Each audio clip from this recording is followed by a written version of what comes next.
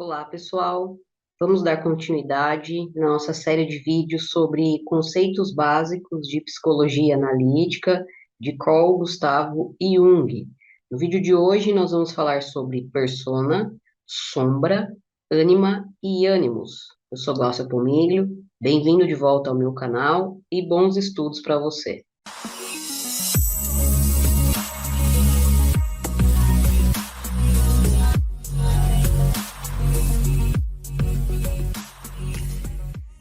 Bom, nós vamos começar falando sobre o conceito de persona.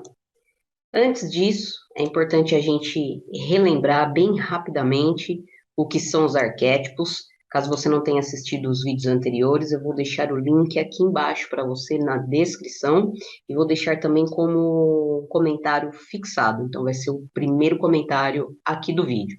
Então, só recapitulando, os arquétipos são todos os conteúdos, né, que estão presentes no nosso inconsciente coletivo, ou seja, são modelos, né, imagens primordiais que podemos dizer que modelam o comportamento humano, ou seja, comportamentos e características, né, de uma sociedade como um todo, em suas diversas culturas, e que elas vêm, né, ali dos nossos antepassados, tá? Dos nossos ancestrais. Então, quando a gente fala em inconsciente coletivo, né, os arquétipos são, por exemplo, predisposição que todo o ser humano consegue experimentar na vida, né? Situações típicas da vida. Então, por exemplo, uma predisposição relacionada aos conceitos de mãe, de pai, de filho, de nascimento, de morte, de casamento, tudo, todos esses arquétipos, né, que eu mencionei agora, são predisposições, ou seja, o Jung fala que todos nós já nascemos de certa forma e de maneira inconsciente com esses modelos arquetípicos, ok? Sobre a persona, o que que acontece? Dado esse recado dos arquétipos, a persona, ela também é um modelo arquetípico, certo? E a persona, ela vai funcionar basicamente como uma máscara, ou seja, são as personalidades que nós vamos criando e que está associado a um conceito social, ou seja, a persona é a máscara, né, que a gente utiliza para que a gente possa conviver, né, com outras pessoas. Todos nós, se pararmos para observarmos, nós temos papéis e responsabilidades diferentes. Então, entenda a persona como se fosse a nossa postura, né, a forma que nós nos vestimos, né, para que a gente se apresente para o externo, como se fosse uma regra social e como a gente tende a lidar com essa regra, né? Então, normalmente, o que que acontece? Nós temos uma preocupação de como a gente vai se apresentar e se aparecer, né, com os outros. E aqui é um ponto que a gente tem que tomar cuidado, né, entre o parecer do que o ser. E é muito comum que todos nós, né, perante uma sociedade, a gente tenha essas preocupações. Por quê? Porque elas estão associadas à nossa necessidade de segurança, de afeto, até mesmo de reconhecimento. Então, muitas vezes, é importante que a gente faça esse equilíbrio, tá bom? Pontos de atenção, né, quando eu falo desse equilíbrio, principalmente quando eu falo, parecer é mais parecer do que ser. É aqui justamente que a gente tem podemos ter um problema, que está associado ao quê? A esse desequilíbrio, quando a gente fala aqui, né, quando a gente usa essa máscara que está relacionado a essa nossa persona. Então, vamos tentar trazer um exemplo mais prático aqui. Por exemplo, um médico, é, existe um padrão arquetípico, né, vamos dizer assim, em que o médico se apresenta quando ele está nesse papel, nessa função, quando ele está utilizando essa máscara de médico. Então tem todo ali, tem a roupa dele, a vestimenta que é branca, vamos dizer assim, tem todo um roteiro que ele se apresenta. Uma outra pessoa que de repente usa uma máscara que apresente, por exemplo, uma autoridade, então é aquela pessoa que está sempre ali, vou dizer autoridade até um pouco assim, um certo ponto de autoritarismo, então essa pessoa é aplaudida, ela recebe elogios de outras pessoas se inspiram nela, pela postura dela. Quando a gente não tem esse equilíbrio, o que que acontece? O nosso ego, vou circular aqui como se fosse o ego, tá? O nosso ego, o que que ele pode fazer? Ele pode se associar demais, ou seja, ele se incorpora demais com essa máscara dessa persona e esquece do si mesmo. Lembra do self? O self vai ser um arquétipo que a gente vai deixar para falar no próximo vídeo. Então, esse é um ponto importante. A gente precisa sempre encontrar esse equilíbrio, tendo consciência de que dependendo do lugar onde você está e que você está vestindo essa máscara, você vai se comportar de acordo com dessa persona que você acha e que você julga que é importante naquele momento. Porém, você precisa retomar a consciência de ser você mesmo. E muitas vezes o que acontece aqui eu estou falando, não estou dizendo, vou tentar deixar um pouco mais claro, né? É quando o risco aqui seria quando você perde a sua identidade, ou seja, você se afoga tanto num papel que você vive esse papel o tempo todo e você acaba esquecendo de você mesmo, do self, do si mesmo.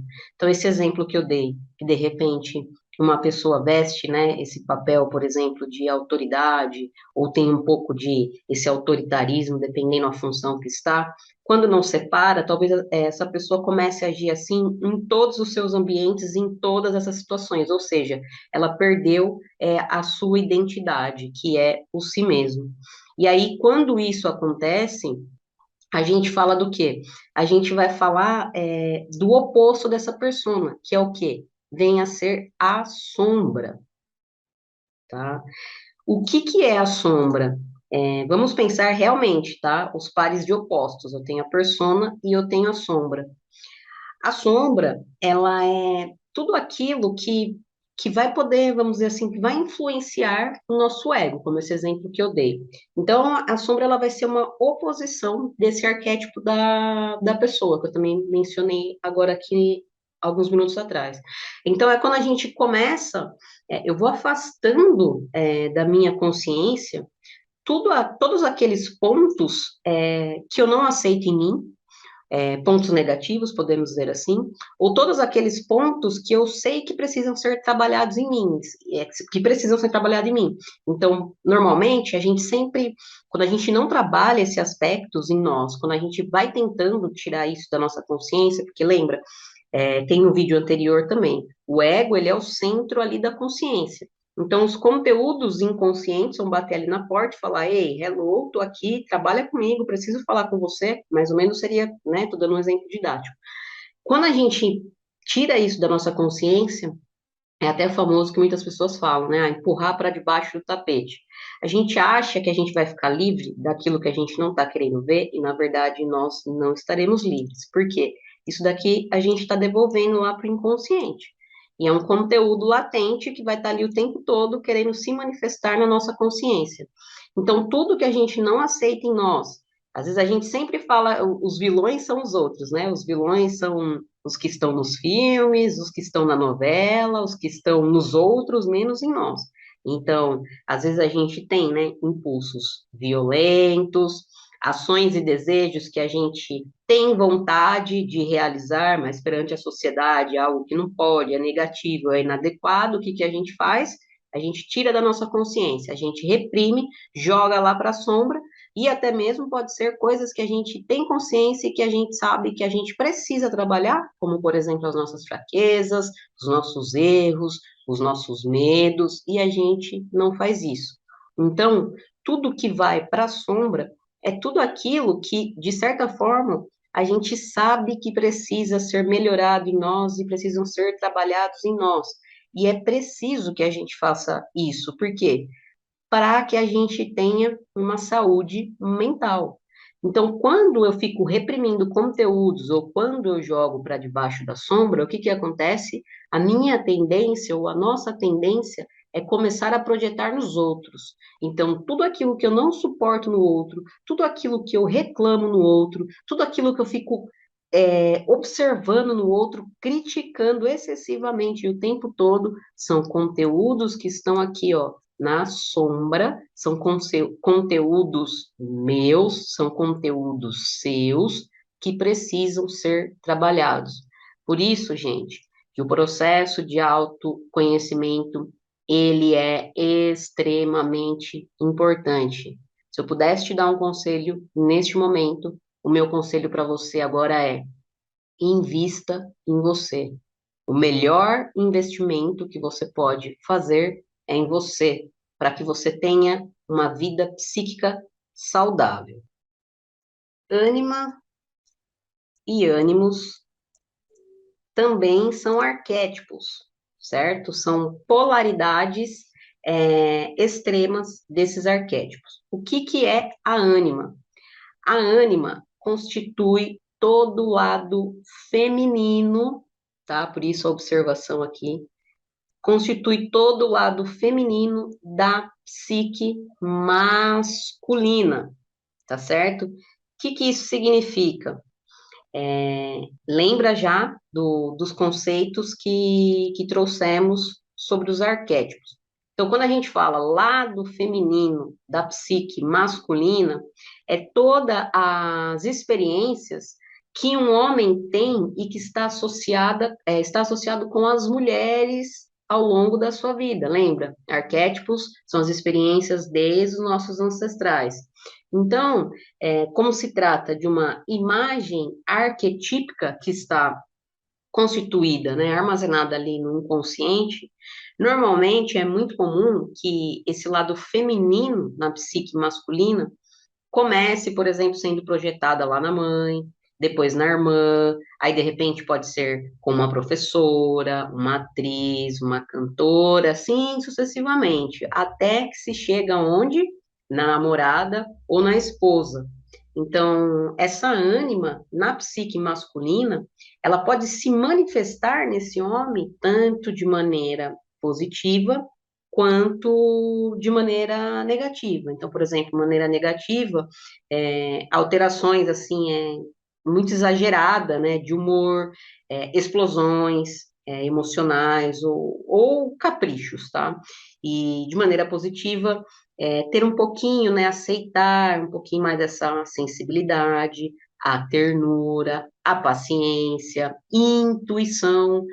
Os homens, até mesmo Jung, percebendo isso nos seus pacientes, é muito mais difícil para um homem aceitar essa qualidade psíquica, né, feminina, no caso a ânima. Os homens têm um pouco assim de preconceito em relação a isso, tá? Então, esse lado positivo, como eu falei, ternura, um pouco mais de paciência, intuição, criatividade, tá?